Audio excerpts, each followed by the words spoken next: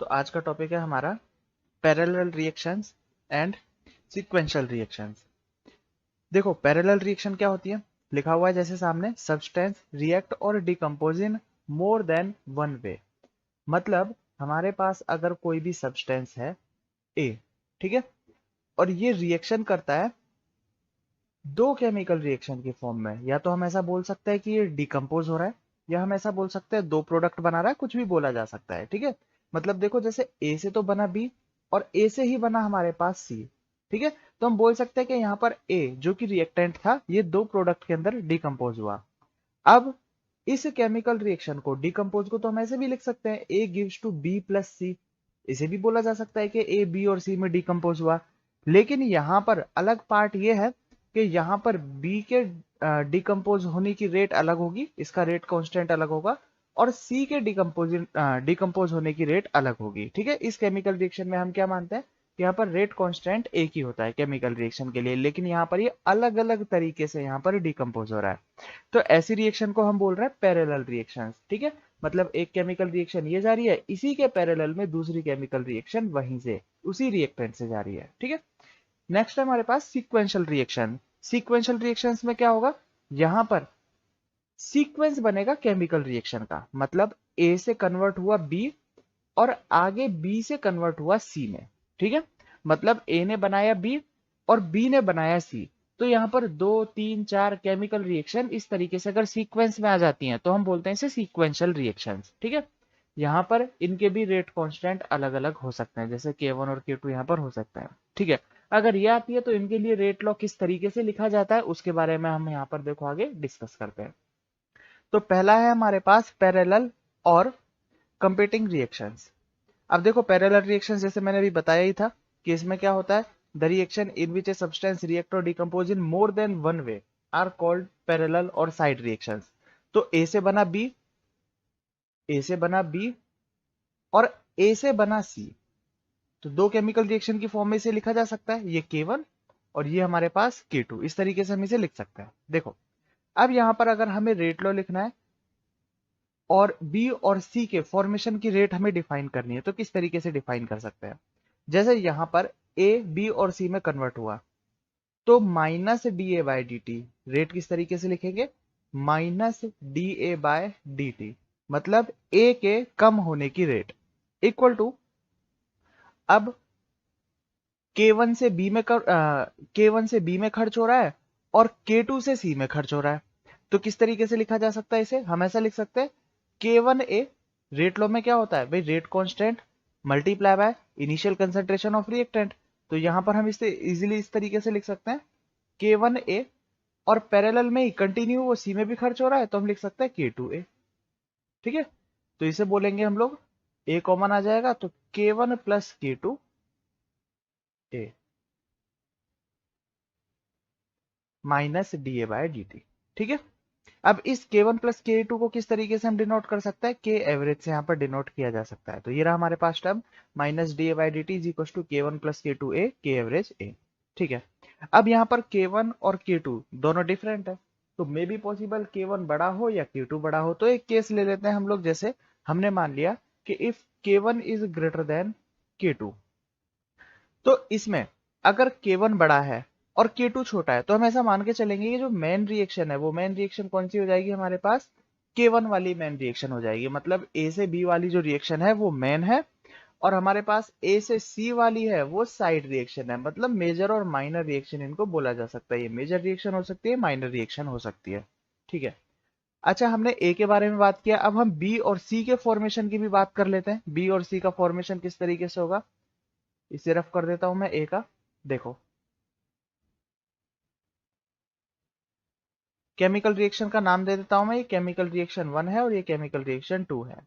ठीक, अभी हम अगर फर्स्ट रिएक्शन से बात करें तो सिंपल से रेट लॉ लिखा जा सकता है, जैसे अगर मैं रेट इक्वेशन की बात करूं तो आर इज इक्वल टू क्या होता है, minus D A by D t equal to d B by D t. ये किसके लिए, ये फर्स्ट रिएक्शन के लिए, और ये किसके इक्वल हो जाएगा हमारे पास, ये हो जाएगा K1A के इक्वल, सिंपल सी चीज है। ठीक है, तो dv बाई डी टी क्या हुआ हमारे पास, dv by D T is equal to K1A। ठीक, इसी तरीके से अगर हम dc बाई डी टी की बात करें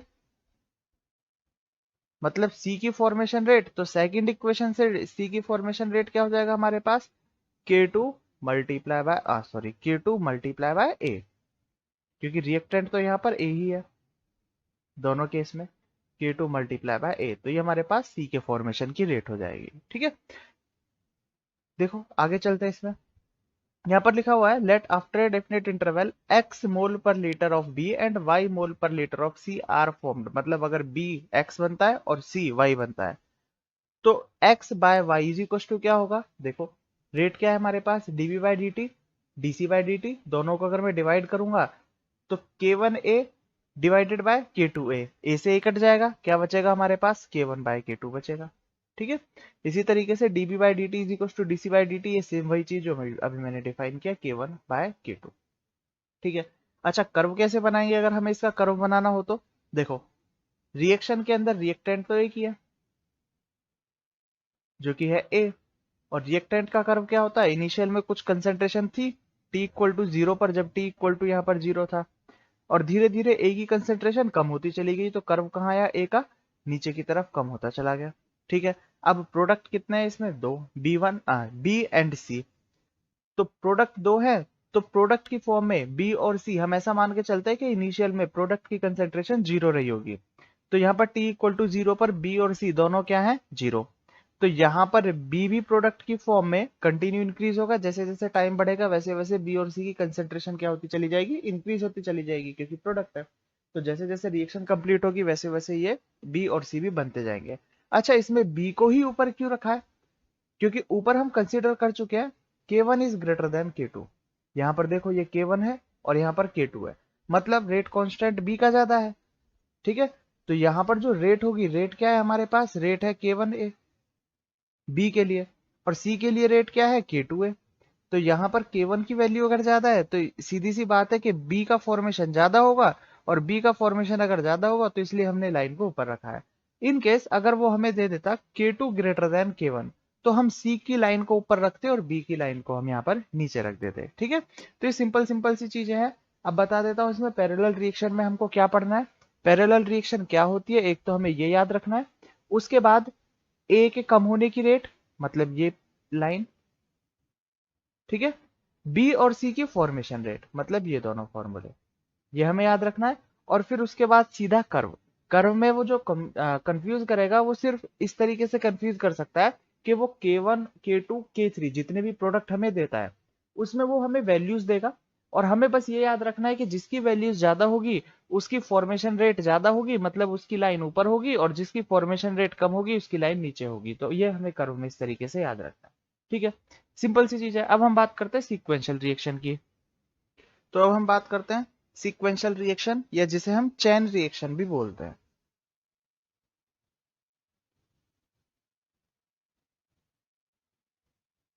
देखो, चेन रिएक्शन का मतलब जैसे मैंने पहले बता ही दिया था कि हमारे पास कोई भी केमिकल रिएक्शन है, ये ए से बी और बी आगे कंटिन्यू हो रही है बी से सी में, ए से बी के ए से बी के लिए जो रेट कांस्टेंट है वो है K1, और बी से सी के लिए जो रेट कांस्टेंट है वो है हमारे पास K2।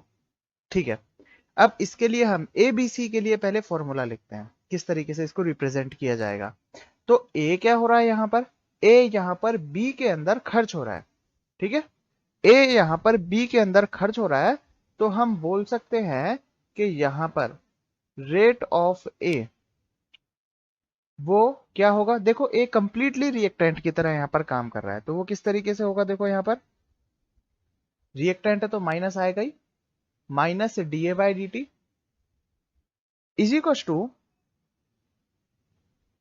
K1A, बिल्कुल सिंपल, जैसे नॉर्मल केमिकल रिएक्शन है वही है हमारे पास K1A। ठीक है, अब हम बात कर रहे हैं सी के लिए, डायरेक्ट हम सी की बात करते हैं पहले, रेट ऑफ सी वो किस तरीके से होगा, देखो सी क्या है यहाँ पर कंप्लीटली प्रोडक्ट है, ठीक है, तो यहाँ पर प्रोडक्ट है तो पॉजिटिव साइन आएगा, तो ये हो जाएगा हमारे पास DC by D by D क्या होगा हमारे पास,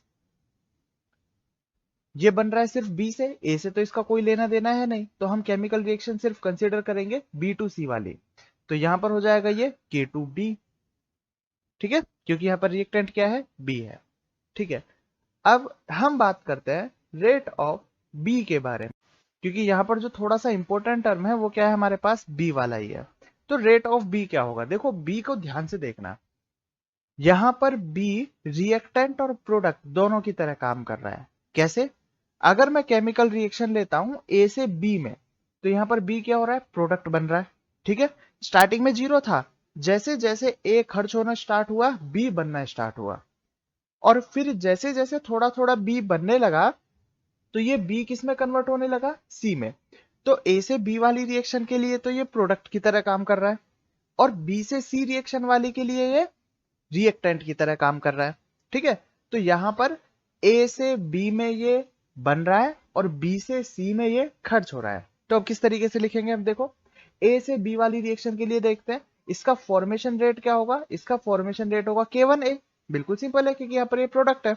ठीक है, अब बी से सी वाले के लिए खर्च होने की रेट क्या होगी, अब यहां पर ये रिएक्टेंट की तरह काम कर रहा है तो हम लगाएंगे माइनस। ठीक है, और यहां पर ये माइनस लग के आएगा K2B। ठीक है, अब K2B किस लिए आया समझ में आ गया होगा, क्योंकि B यहाँ पर क्या है, हमारे पास रिएक्टेंट है, तो रिएक्टेंट में यहाँ पर B हमको लिखना ही होगा। तो ये हमारे पास इसकी B की रेट हो जाएगी। अब देखिए नेक्स्ट थोड़ी सी इंपॉर्टेंट टर्म है इसमें, इनके कर्व के बारे में हम बात करते हैं कि कर्व किस तरीके से ड्रॉ किया जाएगा। देखो कर्व ड्रॉ करने की कोशिश करते हैं और उसके बाद कर्व से हमें एक छोटा सा कंसेप्ट और यहां पर मिलेगा। देखो सबसे पहले मैं बात कर रहा हूं यहां पर ए के कर्व के लिए, यहां पर मैं तीनों का अलग अलग कर्व बनाकर दिखाऊंगा, तो ध्यान से देखना। ठीक है, हम बात कर रहे हैं यहां पर कंसंट्रेशन और टाइम के कर्व के बीच में। अब यहां पर हमारे पास केमिकल रिएक्शन क्या है, ए से बी और बी से सी। ठीक है, ए से बी का रेट कांस्टेंट है K1 और बी से सी का रेट कांस्टेंट है K2। तो ए किसकी तरह बिहेव कर रहा है यहाँ पर, रिएक्टेंट की तरह।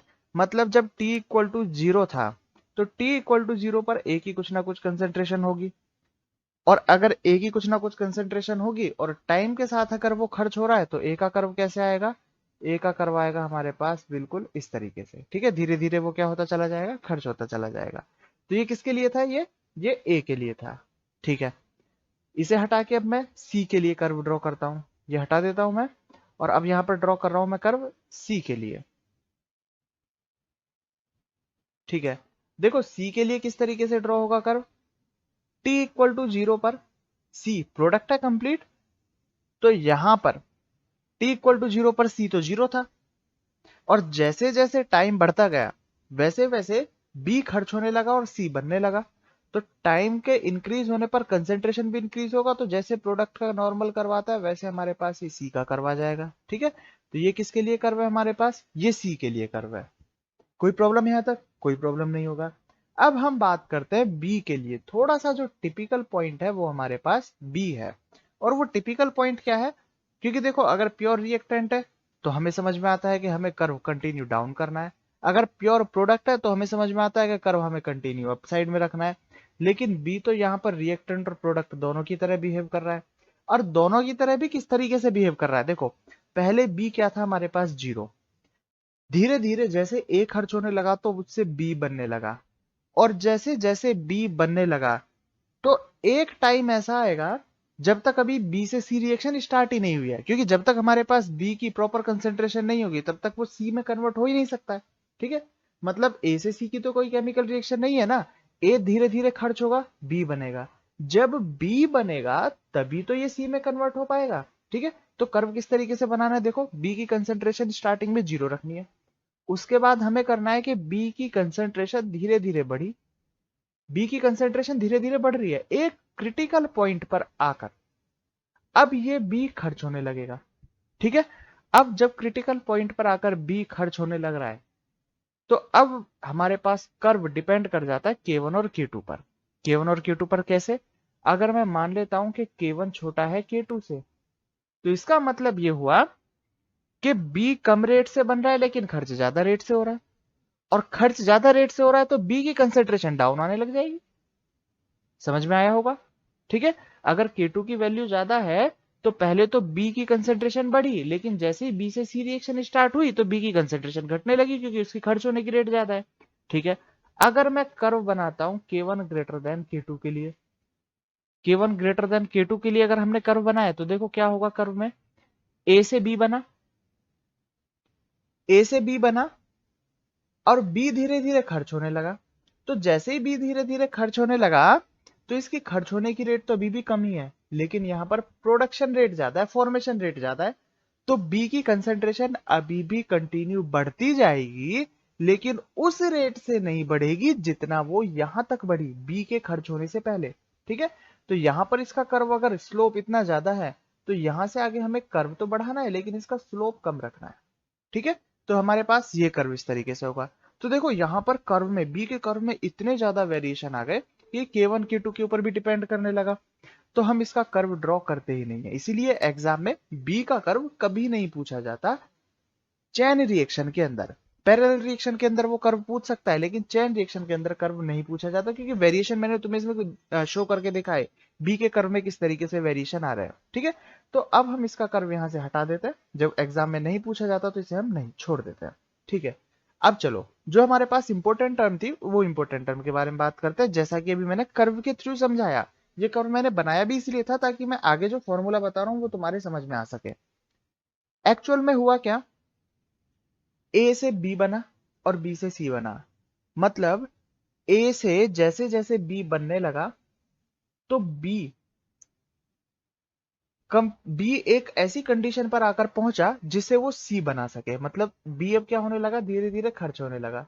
तो हम बोल सकते हैं कि बी की किसी ना किसी टाइम पर एक कंसेंट्रेशन ऐसी आएगी जो मैक्सिमम रहेगी, और वो मैक्सिमम कब तक होगी, मैक्सिमम तब तक होगी जब सी कंप्लीट रूप से नहीं बन जाता, मतलब जब तक बी कंप्लीटली सी में कन्वर्ट नहीं हो जाता।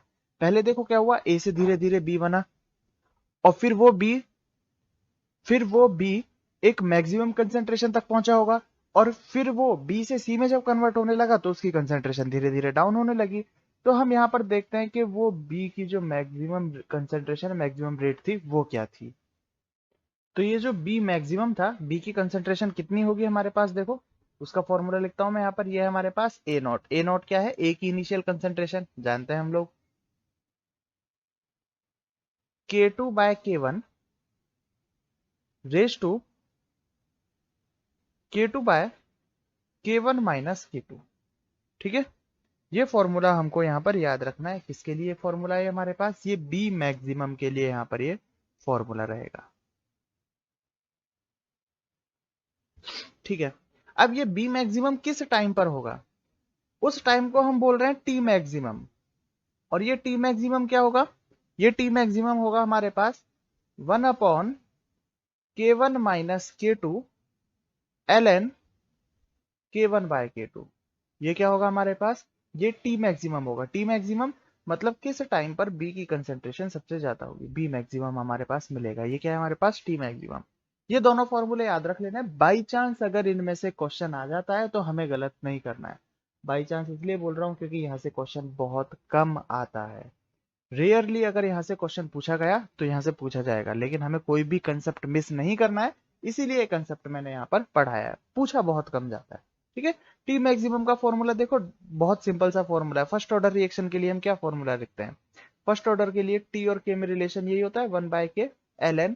यहाँ पर देखो 2.303 नहीं लिखा तो हमने यहाँ पर नेचुरल लॉग लिखा है, यहाँ पर बेस क्या है हमारे पास ln। ये हमारे पास आर नॉट बाय आर ये फॉर्मूला है। तो यहाँ पर देखो दो है, और बी के लिए जो हमारे पास इफेक्टिव के होगा वो क्या होगा, ये जो के है ये क्या होगा, ये K1 माइनस K2 ही होगा ना, क्योंकि K1 से बन रहा है K2 से खर्च हो रहा है, तो के की जगह क्या लिखा हमने, K1 माइनस K2 ln। अब यहाँ पर देखो इनिशियल अपॉन फाइनल कंसेंट्रेशन, तो प्रोडक्ट से ये बन रहा है और यहाँ से ये खर्च हो रहा है, तो K1 बाय K2 हमने यहाँ पर लिख दिया। इस तरीके से फॉर्मूला टी मैक्सिमम का इजीली याद किया जा सकता है, कोई कॉम्प्लिकेशन इस फॉर्मूले के अंदर नहीं है, डायरेक्टली हम यहाँ से इसे बना सकते हैं। ठीक है, तो ये हमारे पास सब कंप्लीट हुआ पैरेलल और चैन रिएक्शन के जो इंपॉर्टेंट कंसेप्ट थे वो। अगर यहां से क्वेश्चन पूछा जाए तो हम इजीली क्वेश्चन यहां से सॉल्व कर सकते हैं। वैसे बहुत कम चांस है कि जेई और नीट में यहां से कोई भी क्वेश्चन पूछा जाए। एक्चुअल में यहां से जो सबसे ज्यादा क्वेश्चन पूछे जाते हैं वो एडवांस में से पूछे जाते हैं। ठीक है।